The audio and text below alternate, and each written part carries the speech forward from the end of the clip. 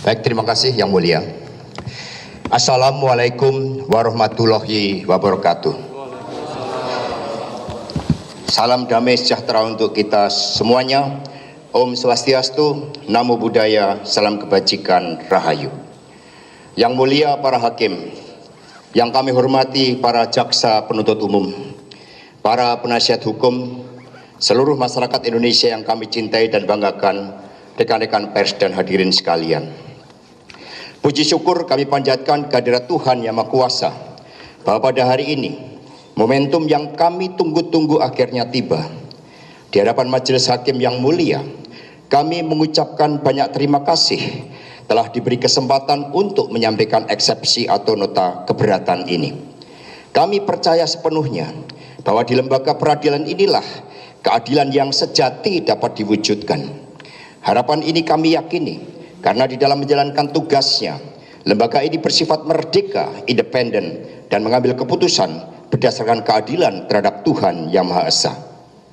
Keyakinan kami semakin kuat setelah mendapatkan pemikiran penuh kebijaksanaan dari Profesor Dr. Haji Sunarto SHMH, yang saat ini beliau menjabat sebagai Ketua Mahkamah Agung Republik Indonesia. Dalam pidato pengukuhan beliau sebagai guru besar di Universitas Airlangga pada tanggal 10 Juni 2024 yang lalu, beliau menyampaikan bahwa hukum tanpa keadilan seperti seperangkat peraturan yang kering tanpa roh. Beliau juga menegaskan bahwa seorang hakim harus bertindak sebagai pembelajar sepanjang hayat, peneliti dan filsuf agar mampu melihat keadilan yang sejati. Keadilan tersebut di luar batas formalitas hukum serta memperhatikan dampak sosial, budaya dan kemanusiaan. Pada saat hakim mengambil keputusan, keadilan juga akan sulit terwujud apabila hakim hanya menjadi mesin yang hanya memproses hukum. Menurut Profesor Dr. Haji Sunarto, hakim harus bisa merasakan denyut keadilan yang hidup di setiap bagian jiwanya.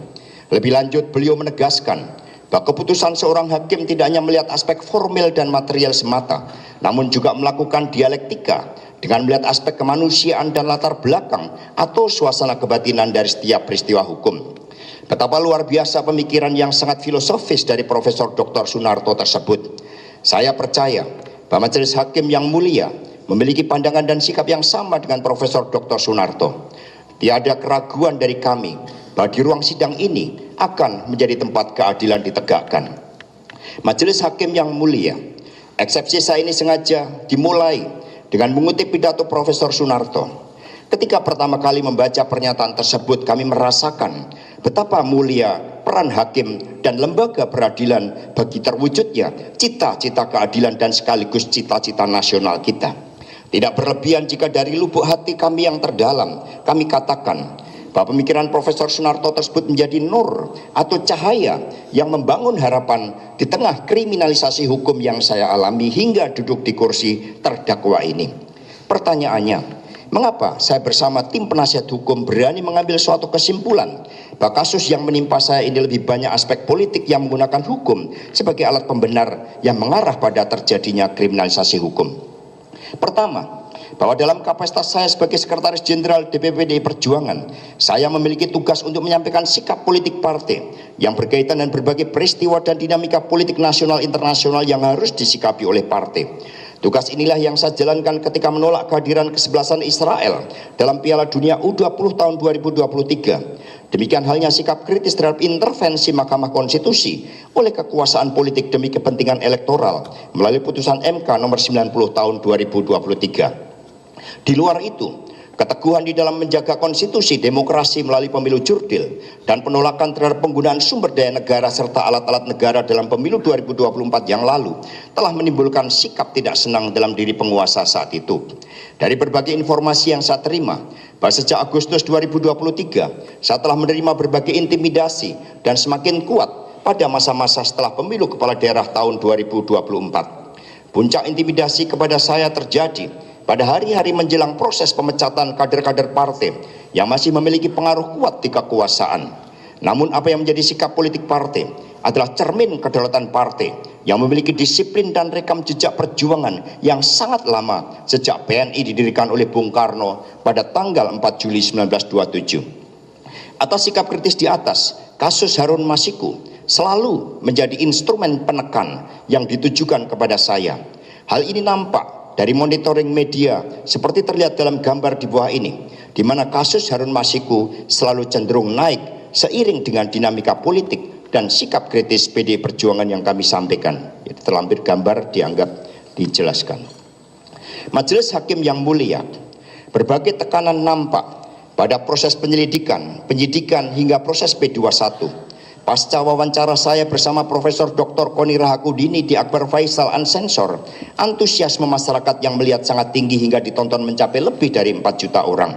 Saat itu, Prof. Koni menyampaikan pesan dari petinggi aparatur negara, yakni aparat TNI dan Polri yang merah putih, yang menginformasikan bahwa saya akan ditersangkakan jika tetap kritis, termasuk dalam pilkada di beberapa wilayah yang sudah dikondisikan. Dalam podcast itulah saya sampaikan bahwa apa yang saya perjuangkan adalah hal-hal yang prinsip, suatu perjuangan nilai dan berkaitan dengan hal-hal fundamental di dalam menjaga konstitusi, demokrasi, pemilu jurdil, hingga penolakan terhadap penyalahgunaan kekuasaan atau abuse of power. Pasca wawancara tersebut, tekanan terhadap saya semakin meningkat, terlebih pada periode 4-15 Desember 2024 menjelang pemecatan Bapak Jokowi oleh DPP PDI Perjuangan setelah mendapat laporan dari Badan Kehormatan Partai. Pada periode itu, ada utusan yang mengaku dari pejabat negara yang meminta agar saya mundur, tidak boleh melakukan pemecatan atau saya akan ditersangkakan dan ditangkap. Dan akhirnya pada tanggal 24 Desember 2024, yakni 1 minggu setelah pemecatan para kader partai, pada pagi harinya dibocorkan terlebih dahulu ke media, dan pada sore menjelang malam saya ditetapkan sebagai tersangka bertepatan dengan malam Natal, ketika kami sedang merencanakan ibadah misa Natal setelah hampir 5 tahun tidak bisa merayakan Natal bersama keluarga secara lengkap. Tekanan yang sama juga pernah terjadi pada partai politik lain yang berujung pada penggantian pimpinan partai dengan menggunakan hukum sebagai instrumen penekan. Bahkan proses penetapan tersangka terhadap saya diwarnai pula oleh aksi demonstrasi oleh kelompok masyarakat yang tidak dikenal, aksi pemasangan spanduk yang menyerang partai, serta rekayasa gugatan untuk menggugat keabsahan pimpinan partai. Bahkan operasi politik terhadap saya sampai harus menggunakan lembaga survei untuk menggiring opini publik. Salah satu media, yakni inilah.com, telah mendapatkan sanksi dari Dewan Pers karena melanggar kode etik jurnalistik ketika menurunkan berita yang menuduh saya kasak kusuk cari maklar untuk mengatur pra-peradilan. Sebelumnya, pada tanggal 26 Maret 2024, saya juga sempat dilaporkan ke Polda Metro Jaya dengan tuduhan penyebaran berita bohong dan hoaks dalam wawancara saya di Kompas TV dan SCTV.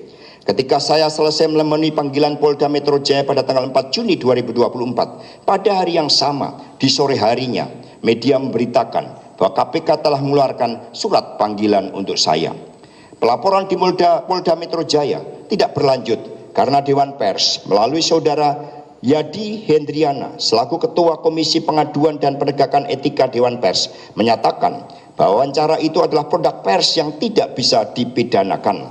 Wawancara itu sendiri berisi kritik saya sebagai Sekjen PDI Perjuangan yang menyampaikan sikap politik resmi partai terhadap kemunduran kualitas demokrasi dan penegakan konstitusi di Indonesia.